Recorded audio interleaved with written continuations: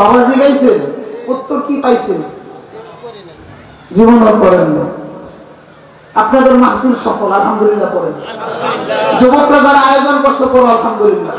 আর আমার নবী তো বলছেন, দুনিয়ার ভিতরে যে বান্দা বান্দি সকাল সন্ধ্যায় ঈমান এবং বিশ্বাস নিয়ে এই আমলটা করবে, আমার নবী বলেন ফাহুয়া মিন আহলিল জান্নাহ, ও নিশ্চিত জান্নাতি, নিশ্চিত জান্নাতি। যদি ঈমানটা ঠিক থাকে, খোদার কসম জান্নাতি হওয়ার ভিতরে কোনো সন্দেহ নাই।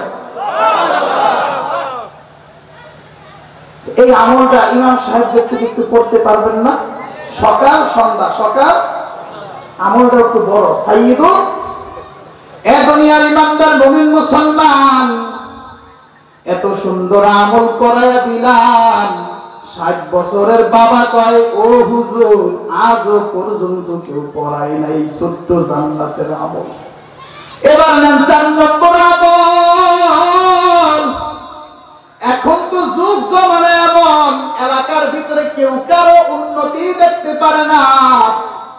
যুগ জমানাটা হইল এমন, ঘরের ভিতরে ভাই ভাই মিল আছে, পাশের বাসার ছোকরার মাথা গরম, ওরা ভাইরা ভাইরা তো কেন মিল, ওদের ভিতরে পেঁচ লাগাইতে হবে। এখন যুগ জমানাটা এমন হয়ে গেছে, হাই রে ছোট ভাই বড় ভাইকে খুন করে ফেলে। সম্পত্তির জন্য চট্টগ্রামে নিজের পেটের সন্তান বাবাকে 1 টুকরা না 10 টুকরা করছে। সকলে বাড়ি যায় করেন নাউজুবিল্লাহ। আরে মিয়া, এই কথাটা নাউজুবিল্লাহ আসে না? নিজের বাবারে 10 টুকরা করতে সবাই জোরে জোরে জোরে পুরুষের সাউন্ডে আওয়াজ দিয়ে করেন নাউজুবিল্লাহ। কেমন সন্তান! আরে বাবা এমন একজন বাবা, ঈদ আসলে দেখা যায় বাবা ঈদের দিন ছিঁড়া একটা শার্ট পরে, কিন্তু সন্তানকে দামি একটা শার্ট কিনে দেয়। এই দুনিয়ায় যার বাবা না, এই দুনিয়ার যার মা নাই, তার চাইতে বড় অসুখী কেউ নাই। আজকে যার মা বাবা আছে, আমরা বুঝি না মা বাবা থাকার কত দয়া।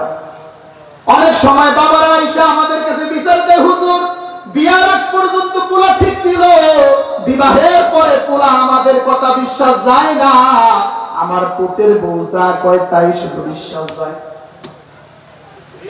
তখন দেখা যায় যে সন্তান বাবার চোখের উপর কোনোদিন কথা বলে নাই, যেই সন্তান কোনোদিন মায়ের উপর দিয়ে কথা বলে না,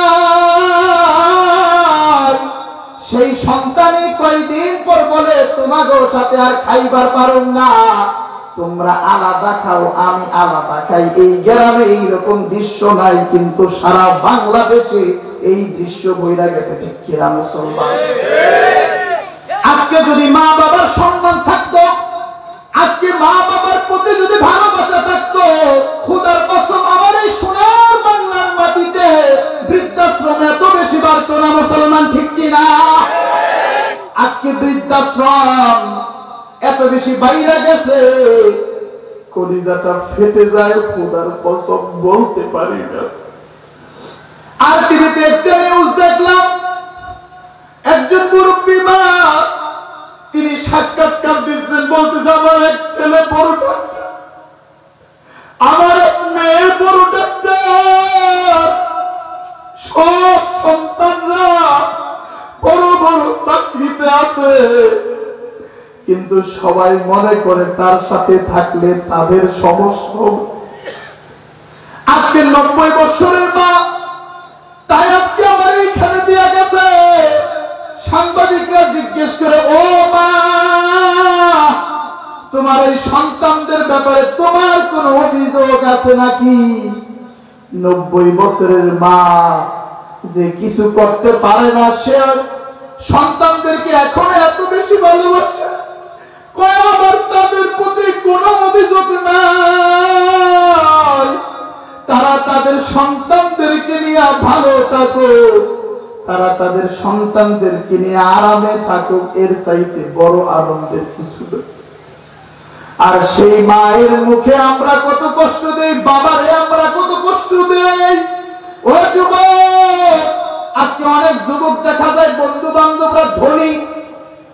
নিজে একটু গরিব।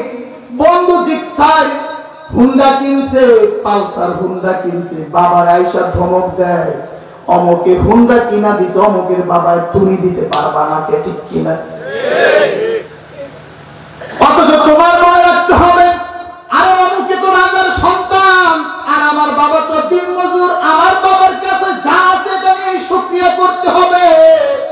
অনেক সন্তান আছে একটু সিরা শাক পড়তে চায় না, আমার কি বলবো আমার বন্ধু বান্ধব, খোদার কসম করে বলি তোমার বন্ধু বান্ধব সারা জীবন তোমার সমালোচনা করবো, কিন্তু তোমার মা বাবার একটু হেল্প করবো না টাকা পয়সা দিয়া, দিন শেষে তুমি বিপদে পড়া দেখো তোমার পরিবারের লোকজন ছাড়া তোমার পাশে কেউ দাঁড়াবে না। এই দুনিয়া বড় স্বার্থপর। একটু বিপদে পড়া দেখেন না, বিশ্বাস মা বাবা ছাড়া আজকে যেই সন্তান মা বাবার বৃদ্ধাশ্রমে পালায় দেয়, খোদার কসম করে বলি ওই সন্তান যদি কোনোদিন বিপদে পড়ে দেখবেন এই মাই তাদেরকে আশ্রয় দিবে। আপনি দেখলেন না সাংবাদিক কত জিগাইল, আপনার ওই সন্তানদের ব্যাপারে কি আপনার কোনো অভিযোগ আছে? মা চোখের পানি ছেড়ে দিয়ে বলে সন্তানদের ব্যাপারে কোনো অভিযোগ নাই, আল্লাহ ওদেরকে আরো টাকা পয়সা দেয়, আরো ভালো রাখুন। চিৎকার মেরে বলেন না আল্লাহু আকবার।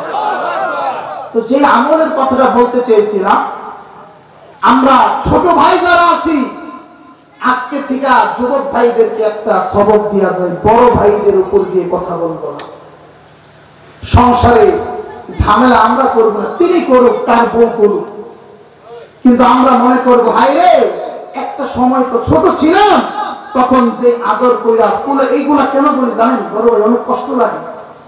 কয়েকদিন পর পর যখন দেখি না যে ছোট ভাই বড় ভাইয়ের গায়ে আঘাত করছে সম্পত্তির জন্য, তখন কষ্ট লাগে।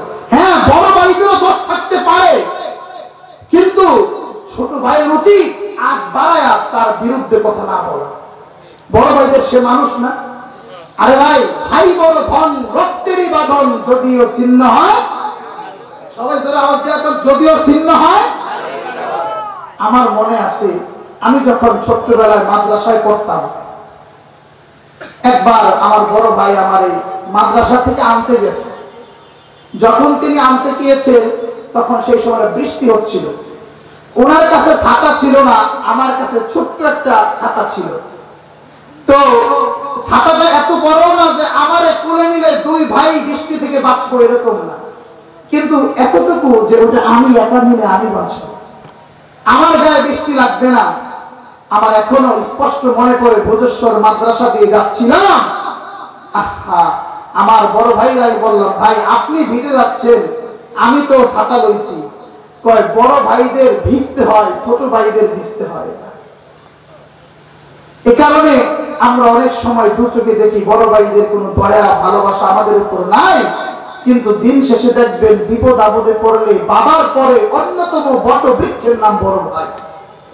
আরে বাবার টাকা, বড় ভাইয়ের টাকা, এগুলো টাকা লাগে না, উনাদের জীবিত থাকাটাই আমাদের জন্য যথেষ্ট, ঠিক কিনা? তো এখন দেখবেন সমাজের ভিতরে এই সাংসারিক ঝামেলা ঢোকানোর জন্য এলাকায় একজনের ভালো টাকা পয়সা আছে, অনেক ক্ষতি করার জন্য ব্ল্যাক জাদু করে, ব্ল্যাক জাদু, ব্ল্যাক ম্যাজিক বলে, কালা জাদু। মেম্বার সাহেব অবাক হয়ে যাবেন একটা ঘটনা শুনলে। চট্টগ্রামে যারা গেছেন, ভাটিয়ারি নামক একটা স্থান আছে, এই ভাটিয়ারিতে আমারই কিছু বন্ধু বান্ধব আন্তর্জাতিক ইসলামিক বিশ্ববিদ্যালয় চট্টগ্রামে, আমি অনার্স করছি, কওমি মাদ্রাসার পড়াশোনা শেষ করে মুফতি শেষ করি, এখন আমি অনার্স করছি আল কোরআন এন্ড ইসলামিক স্টাডিজ বিভাগে 6 সেমিস্টারে ফাইনাল এক্সাম চলছে। শুধু ফ্রাইডে আর স্যাটারডে পরীক্ষা হয়, যার কারণে মাহফিলটা করতে পারতেছি অবরোধের কারণে, অন্যদিন হয় না। তো এটা ভালো করে সবাই শুনবেন।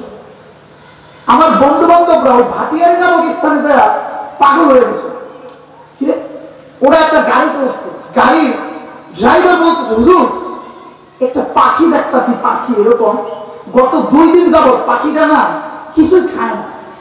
আমি খুব খেয়াল করছি, পাখিটারে আমি খানা দিছি, হুজুর কিছু খায় না। কিছু খায় না কেন? হুজুর পাখিটার গলায় একটা তাবিজ ঝুলানো আছে। আমার বন্ধু শিফাত জামি, ওর বাড়ি ব্রাহ্মণবাড়িয়া, ও আমার ওর আরেক বন্ধু যে জিন ফিল্ডে কাজ করে, সিরাজ গাজী তার নাম, তার কাছে ফোন দিয়েছে, ফোন দিয়ে অবস্থা কি বলতো? হ্যাঁ, ওই সিরাজ গাজী সে 10,000 জিন পাঠায় দিছে যে এর কি হয়েছে। জিন যখন পাঠাইছে ফোনে ফোনে বলতেছে ওই পাখিটা এরকম না, মানে জিনও তার বলতেছে হ্যাঁ ভাই পাখিটা এরকম এরকম করতেছে হ্যাঁ। পরে যখন সে জিনের মাধ্যমে খোঁজ লাগাইছে দেখে একজন ব্যক্তিকে কালো জাদু করা হয়েছিল। কালো জাদু, নাউজুবিল্লাহ বলে। ওই সিরাজ ভাই বলতেছে ভাই ওই মানুষটার খুব ভাগ্য ভালো, আপনাদের উসিলায় বাইসা গেছে। এই 2 দিন পাখিটা খায় না, আরেক দিন না খাইলে ওই মানুষটা নিশ্চিত মৃত্যুর কোলে ধইরা পড়তো। তাহলে কি করুন ভাই? এরপরে যেমনি যেমনি কইছে ওই রকম ভাবে সূরা কালাম পড়া ওই পাখিটার গলা থেকে এই তাবিজটা সরাইছে, সাথে সাথে পাখিটা খানা খাইয়া উড়াল দিয়ে চলে গেছে। কার উসিলা আল্লাহ কারে বাঁচায়া দেয় কেউ আমরা জানি না। তো এই কালো জাদু বর্তমান সমাজে অনেক বাইরে আছে। আমার আপনার রোগ হইলে ডাক্তারের কাছে যা চিকিৎসা পাই, কিন্তু এই কালো জাদু করলে দেখা যায় আমরা তো জানি না, বুঝি না। আজকে অসংখ্য মানুষ আছে শ্বশুর বাড়ির লোকজন জামাই যেন বউর কথা উঠে বসে, এই কারণে বহুত জায়গায় জামাইরে বশ করে ফেলায় তাবিজ দিয়া। পরীক্ষার উত্তর মিলা গেছে, সব ঠিক ঠিক কইতেছে।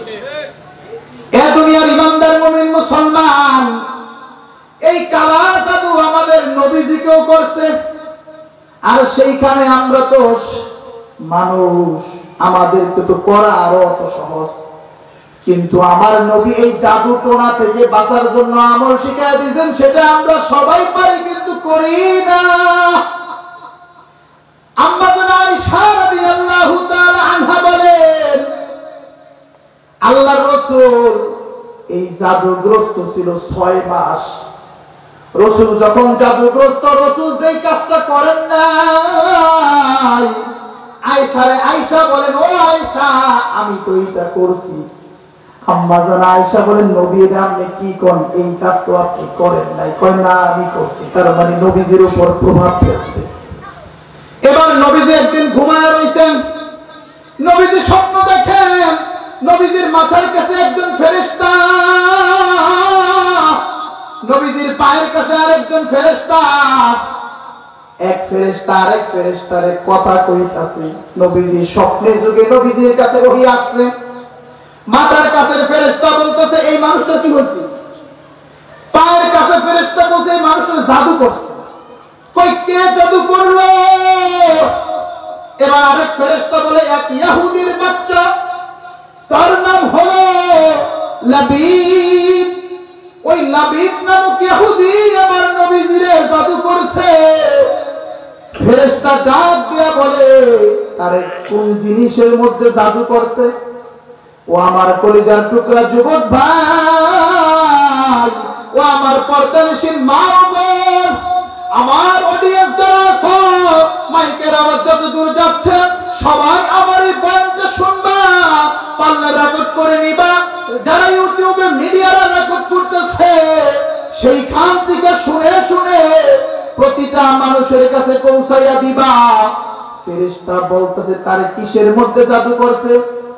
আরেক ফেরেশতা বলে তার একটা চিরুনির ভিতরে জাদু করছে। চিরুনি চিরেন নিয়ে আমার মাথা আছড়াই। কই চিরুনির ভিতরে জাদু করছে, আর কিসে কিসে জাদু করছে? কয় তাঁতের একটা সুতা, তাঁতের শাড়ি লুঙ্গি আমরা পরি, কয় তাঁতের সুতা এরকম ভাবে ধরছে, সেই সুতার ভিতরে 11টা গিট্টু দিছে, প্রতিটা গিট্টুর ভিতরে একটা সুই লাগা দিছে। এইভাবে নবীজিরে চিরুনি আর ওই সুতার ভিতরে জাদু করছে। আর কি করছে? ওই চিরুনিটাকে এবার খেজুর গাছের কাঁচা খেজুর গাছের ছাল চামড়ার ভিতরে দিছে। চামড়ার ভিতরে নিয়ে সেটাকে একটা জারওয়ান নামক একটা কূপ, সেই কূপের ভিতরে একটা পাথরের খন্ডের নিচে রাইখা দিছে, যাতে করে দুনিয়ার কেউ জানতে না পারে, যাতে করে আমাদের প্রিয় নবী সাল্লাল্লাহু আলাইহি ওয়াসাল্লাম ইন্তিকাল হয়ে যায়। এক ইহুদি এটা করছে। নবীজি যখন স্বপ্নে যুগে এই রকম ফেরেশতাদের কথাবার্তার মাধ্যমে জানতে পারলেন অমুক কূপে তারা জাদু করছে, সকাল হইতে নবীজি সেই কূপে গেছে। সেই কূপে যা দেখে হ্যাঁ নবীজির সেই পাথর সেখানে আছে। পাথরটা নবীজি উঠায় দেখে সেই চিরুনি আর সুতা সেইখানে আছে। আল্লাহু আকবার। এবার জিবরিল আমিন সূরা ফালাক এবং সূরা নাস এই দুই সূরা নিয়ে আসছে। কুল আউযু বিরাব্বিল ফালাক মিন শাররি মা খালাক ওয়া মিন শাররি গাসিকিন ইযা ওয়াকাব। এই দুই সূরা নিয়ে আসছে। আয়েশা বলতেছে, ইয়া রাসূলুল্লাহ, ইয়া হাবিবাল্লাহ, আপনি এই দুই সূরার ভিতরে দেখবেন 11টা আয়াত আছে। 11টা আয়াত। কয় নবীজি আপনি এক একটা আয়াত পড়বেন আর ওই সুতার ভিতরে চিরুনির ভিতরে ফু দিবেন। নবীজি কুল আউযু বিরাব্বিল ফালাক পড়ে এরকম ভাবে ফু দেয়, দেখে 11টা আয়াত পড়ার সাথে সাথে 11টা জিভ খুলে গেছে। আল্লাহু আকবার, জোরে আওয়াজ দিয়ে বলেন আল্লাহু আকবার, আল্লাহু আকবার। নবীজির 11টা জিভ যখন খুলে গেছে, নবীজি আম্মা জানা আয়েশারে বলেন, ও আয়েশা, মাথার উপর একটা বোঝা চাপায় দিলেন। যেরকম মাথাটা ভার হয়ে যায়, ওই বোঝাটা যখন সরা ফেলে মাথাটা যেমন হালকা হয়ে যায়। নবীজি আয়েশারে বলে, আয়েশা, মনে হইতেছে আজকে আমার মাথার উপর থেকে অনেক বড় বোঝাটা সরাইয়া ফেলছেন। এবার আমার নবীজি আয়েশারা বলেন, আয়েশা, দুনিয়ার ভিতরে কোন মানুষ যদি বদ নজর থেকে হেফাজত থাকতে চায়, এই যে প্রত্যেকের ঘরে শিশু সন্তান আছে, এলাকার ভিতরে দেখবেন অনেক মহিলা এমন আছে, তার কোলে শিশু সন্তান দিলে ওই মহিলা তাকাইলে শিশুর জ্বর আইসা পড়ে। এটা মুরব্বীরা বুঝবো, আমরা যুবকরা বুঝুন না। মুরব্বীরা দেখবেন সন্ধ্যাবেলা কারো কোলে বাচ্চা দেয় না, আবার অপরিচিত কোন মহিলার কোলে বাচ্চা দেয় না। আরে আমার নবীজি বলছেন, তিরমিজির হাদিস, ইন্নাল আইনা হাক্কুন, মানুষের বদনজর সত্য। অনেকের চোখে তাকাইলে অসুস্থ হয়ে যায় মানুষ। তো আমার নবী বলেন, এই বদ নজর থেকে যদি তোমরা শিশুদেরকে বাঁচাইতে চাও, তোমরা যদি মানুষের জাদু, ব্ল্যাক ম্যাজিক ইত্যাদি থেকে যদি বাঁচতে চাও, সকাল সন্ধ্যা কুল আউযু বিরাব্বিল ফালাক আর কুল আউযু বিরাব্বিন নাস পড়ো। এই দুইটার সাথে আরেকটা সূরা মিলাও, সেটার নাম হলো কুল হুয়াল্লাহু আহাদ। এই তিনটা সূরা পড়বা আর এইরকম ভাবে শরীরটারে এরকম ভাবে মোনাজাত দইরা এরকম ভাবে মুইসা দিবা, ইনশাআল্লাহ দুনিয়ার কোন মানুষ তোমাকে জাদু করতে পারবে না, ক্ষতি করতে পারবে না। তোমার টাকা পয়সা দিন দিন কমবে না, তোমার আমল ইবাদত কমবে না, তুমি অসুস্থ হবে না। একজন মালিক তোমার সবকিছু থেকে হেফাজতে রাখবেন, সেই মালিকটাকে। এ দুনিয়ার ইমানদার মুমিন মুসলমান, আমার নবীজি কখন কখন এই আমলটা করতে বলছেন। তিরমিজি শরীফের 3575 নম্বর হাদিস, আব্দুল্লাহ ইবনে খুবাইব রাদিয়াল্লাহু তাআলা আনহু বলেন, একদিন অন্ধকার রাতে আমরা নবীরে খুঁজতে বের হইলাম। নবীজিরে পাই না, যায় দেখি নবীজি নামাজ পড়াইতেছেন। নবীজি যখন নামাজ পড়াইতেছে, নামাজ শেষ হইছে, নবীজি আমারে দেখা বলে, আব্দুল্লাহ, কেন তুমি আমারে খোঁজো? কি জন্য আমারে খোঁজো? তুমি আমারে কিছু বলো। আব্দুল্লাহ ইবনে খুবাইব বলেন, ইয়া রাসূলুল্লাহ, ইয়া হাবিবাল্লাহ, আমি কিছু বলবো না, আমারে আপনি কিছু বলেন, আমল দেন। নবীজি বললেন, তুমি সকাল সন্ধ্যায় 3 কুল পড়বা। সকাল সন্ধ্যায় যদি তুমি 3 কুল পড়ো, দুনিয়ার ভিতরে কোনো মহা মুসিবত, দুনিয়ার ভিতরে কোনো সমস্যা তোমারে আঁকড়ে ধরবে না, তোমার শরীরটা সুস্থ থাকবে ইনশাআল্লাহ।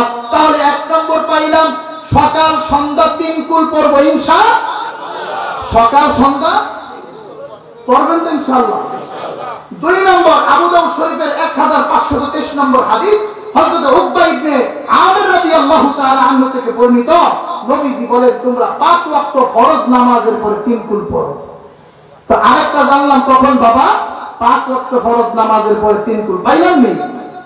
3 নম্বর, শোয়ার সময় আমরা যুবকরা শুইতে যাই মোবাইল টিপতে টিপতে, খারাপ ভিডিও দেখতে দেখতে, আবার উঠে আমরা মোবাইল টিপতে টিপতে, ঠিক কিনা?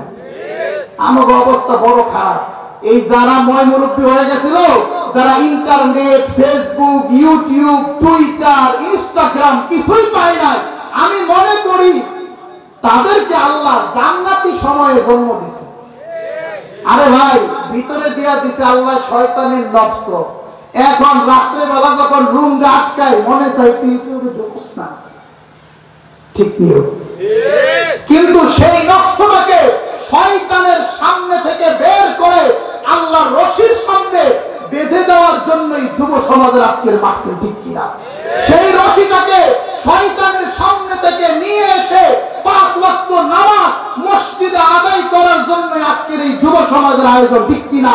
আজকের এই মুরব্বীদের আয়োজন। মুরব্বীরা টাকা দিছে, পয়সা দিছে, কষ্ট করছে, যুবকরা নেতৃত্ব দিছে, কত কিছু একটা মাহফিল আয়োজন করতে গেলে হয়ে যায়। যুবকরা আজকের এই সকল আয়োজন থেকে সব ভুলে গিয়ে আবার আপনারা আগামী বছরের জন্য টাকা পয়সা দিয়ে দিয়েছেন। আল্লাহ, এই মাহফিলকে তুমি কাল কিয়ামত পর্যন্ত জারি রাখো, যুগ যুগ ধরে এই মাহফিল যেন চলতে থাকে। সবাই করেন আল্লাহুম্মা আমিন। 4 নম্বর, আমার নবী বলেন, যখন তোমরা অসুস্থ হয়ে যাইবা, কি হয়ে যাইবা বাবা? যখন তোমরা অসুস্থ হয়ে যাইবা, তখন তোমরা এই 4 কুল পড়বা। ওষুধ তো খাওয়াই, ওষুধ খাও নবীজির সুন্নাহ, কিন্তু ওই সময়টা তো ভুলবা না। আম্মা জান আয়েশা বলেন, নবীজি যখন অসুস্থ হয়ে যাইতো, নবীজি পড়তে পারতো না, আমি পয়রা এই 3 কুল নবীজির শরীরে ফু দিয়ে দিতাম। সুবহানাল্লাহ। তাহলে ইনশাআল্লাহ সকাল সন্ধ্যা 5 ওয়াক্ত ফরজ নামাজের সময় পরে, এরপর শোয়ার সময় অসুস্থ হইলে আমরা 3 কুলের আমল করব তো ইনশাআল্লাহ। এবার একটু আমার কোন, আমার কথা বুঝে থাকলে, মাহফিলে আয়েশা উপকার হয়েছে না ক্ষতি হয়েছে? উপকার হইলে আমরা খুশি না বেজা? খুশি হইলে খুশির আওয়াজটা জোরে হয় না, আসতে হয়। তাহলে আমরা একটা দোয়া কইরা দেই, আল্লাহ গো, যারা যেমনি ভাবে এই মাহফিলের সাথে সম্পৃক্ত, তাদের মধ্যে যারা অবিবাহিত আছে, আল্লাহ সবাইকে তুমি যদি হারাম সম্পর্ক থাইকা থাকেও, আল্লাহ তার থেকে ফিরায়া সবাইকে তুমি হালাল সম্পর্ক, বিবাহ নামক বন্ধনে আবদ্ধ করে দাও। সবাই করেন না আমিন। আর আল্লাহ, আল্লাহ যারা এত সুন্দর আয়োজন করছে, ও মাওলা, অনেকে বিদেশের জন্য চেষ্টা করতেছে, আল্লাহ গো, এই গ্রামের কত প্রবাসীরা আছে, আল্লাহ তাদের সকলের রিজিকের ভিতরে, অর্থনৈতিক অবস্থার ভিতরে আল্লাহ সবাইকে তুমি ওদের টাকা পয়সার মালিক বানায়া দাও, যাতে করে এই গ্রামের প্রত্যেকটা মানুষ প্রতি বছর হজ উমরায় যাইতে পারে। সারা দেশের মানুষদেরকে যেন টাকা পয়সা দিয়ে সাহায্য সহযোগিতা করতে পারে। আল্লাহ এই মাহফিলের উসিলায় তাদেরকে ওই রকম ধনী বানায়